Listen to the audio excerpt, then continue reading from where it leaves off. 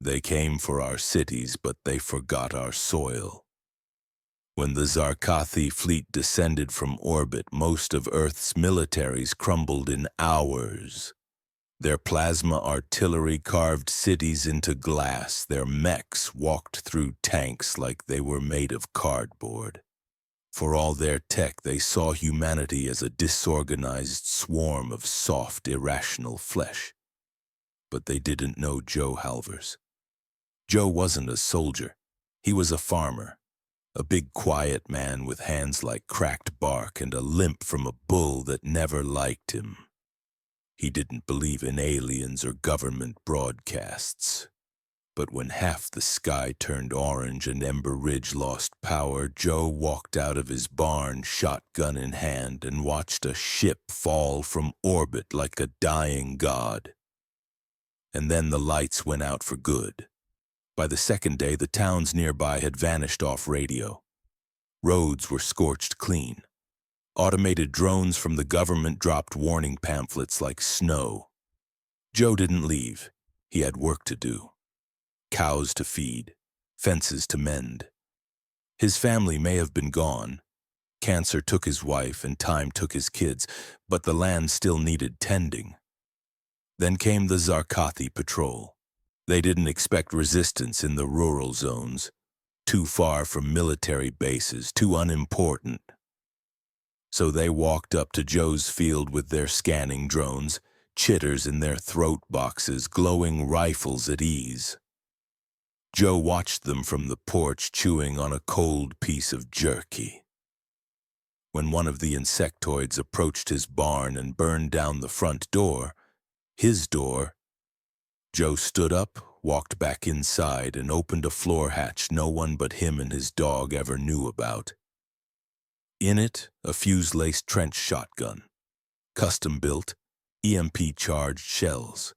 Experimental tech his cousin had snuck from a DoD facility years ago. Joe hadn't wanted it, but he never threw away a tool either. He walked back out and introduced Zarkathi biology to human chemistry. They called him the Anomaly. Over the next week, Joe's farm became a black zone. Any patrol that entered didn't return. Drones stopped transmitting.